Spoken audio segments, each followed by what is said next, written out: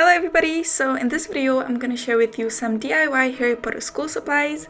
I did this video 2 years ago actually, and it's my most popular one, so why not make a sequel, am I right?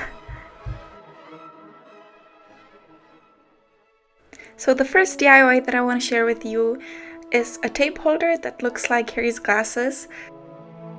So you're gonna take a thick wire and leave about 10 centimeters at the end for the ear part of the glasses, and then you're gonna take a tape that you want to put on the tape holder and twist the wire around it. Yeah, I don't really know how to explain this. I hope the video speaks for itself, but basically you just want to mold the wire into the shape of Harry's glasses and make sure that the diameter of the circles is about the same as of the tape.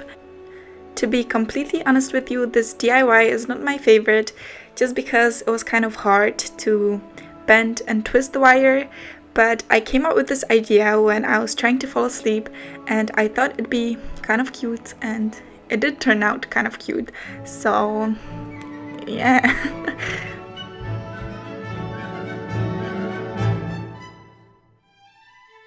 My initial plan was to put the tape inside of the glasses, like so, but then I realized that the tape gets smaller when you use it, because I'm so stupid. So after I painted the glasses with white acrylic paint, I also decided to make these two loops out of wire, and I stuck them inside of the glasses so you can put the tape on top of the glasses instead of inside them, and you can actually use it when the tape gets smaller. So that's that for the DIY. The second school supply is a pencil case in the shape of a sock, like Dobby's sock. So I started off by taking a thicker blue fabric. I don't know the names of fabrics, but it's like thick blue fabric, and I traced a sock on it that is the size of the supplies that I would want to put inside of the pencil case, and I cut it out and traced it on the fabric and made another copy. Then I put the socks on top of each other and I sewed them together. You can also glue them, but since I wasn't gonna turn the sock inside out because the shape would be deformed, I thought that sewing it would make it look like the seams are visible on purpose, and it would give it a more rustic look. Then I took a zipper, which this one I'm actually recycling from a different pencil case, and I made a cut in the middle of the sock where the zipper would go, and afterwards I glued the zipper inside of the pencil case with some hot glue gun, and finally I just sewed any remaining gaps to make sure nothing would fall out of the pencil case. As for the finishing touch, I wrote "DOBBY'S free" on the pencil case with some white acrylic paint. As you can see, I used a pencil instead of a brush, because this way I could be much more precise and I could really stamp the paint on the fabric. And yeah, that's it for this DIY.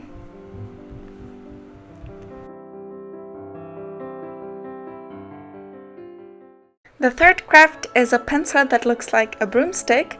So I found this unusable cable in my basement and I cut it into smaller pieces. Now I know that not everyone is gonna have an old cable, but instead you could also use some yarn, raffia, or even felt fabric. Moving on, I stuck the pieces of cable at the end of the pencil with some hot glue and then proceeded to paint them with brown acrylic paint. I used a nude pencil, but if you're not using a brown or nude pencil, make sure to paint that as well. And finally, I wrapped some yarn around the end of the cables, aka the brush, to make it look more authentic, and that's it. This DIY is very easy and quick, but I think it looks very cute. Now this DIY is probably my favorite. It's a notebook that has "I must not tell lies" carved in it.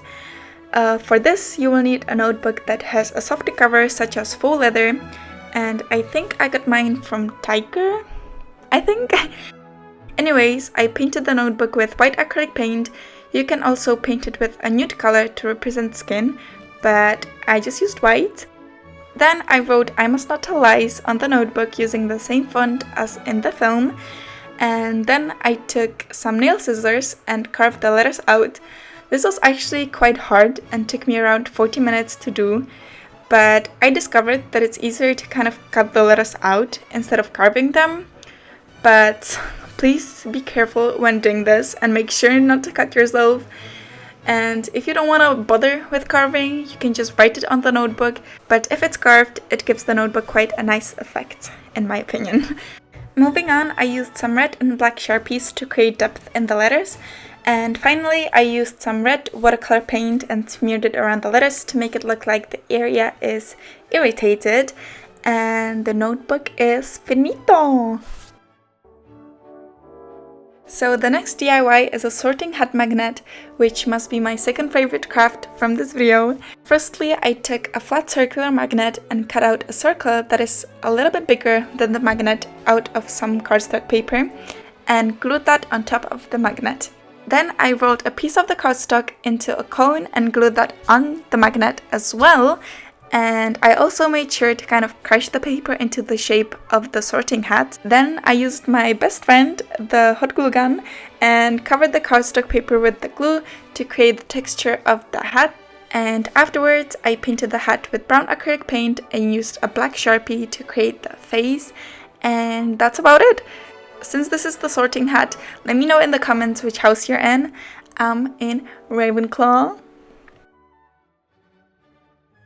For this DIY, I was actually inspired by Demi Seriously.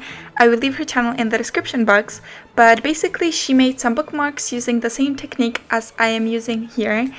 So I cut out a square of cardstock 9 by 9 centimeters and I divided it into 4 smaller squares like so, and cut out one of the squares.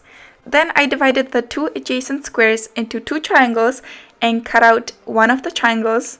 I don't know if this is making any sense, but then I folded the 2 triangles inwards on top of the square and glued them together, creating a bucket.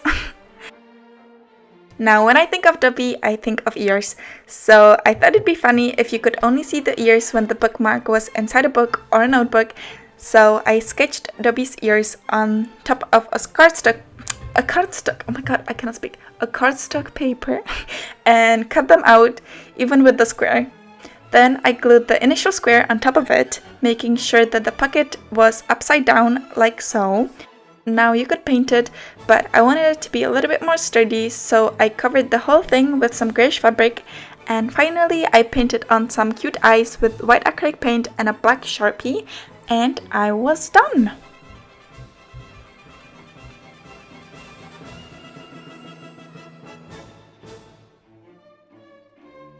So this envelope book cover is appropriate for a diary, a planner, or anything you would want to protect a little bit more. So I used a white fabric. Again, I don't know the name of this fabric, but I cut out a rectangle that is about 3 times the width of the notebook, and then I glued the right end of the fabric into a triangle, like so, and wrapped the rest of the fabric around the notebook, attaching it with some hot glue. Now the rest of this is basically the same as my DIY letter pencil case that I did 2 years ago. So I drew the Hogwarts logo on top of the envelope with some Sharpie. Also, I made the wax seal stamp using a button and a red acrylic paint and glued that on top of the envelope. And finally, I glued a piece of string to the fabric, which you can then wrap around the button and keep the notebook closed. And that is it.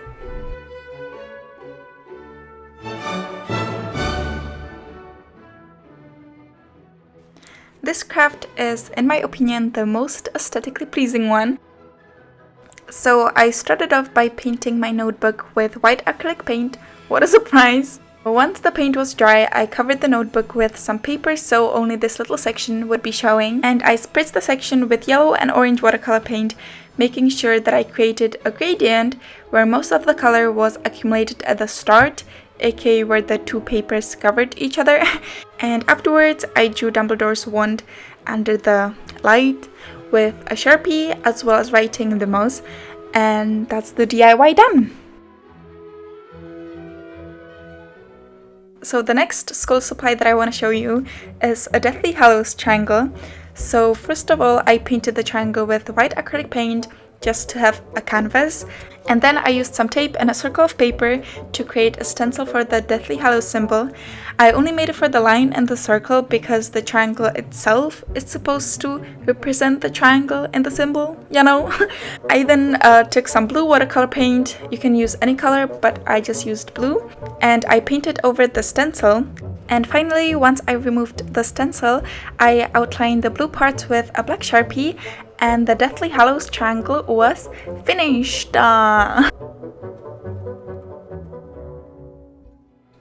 So the last DIY that I have prepared for you is definitely the easiest one.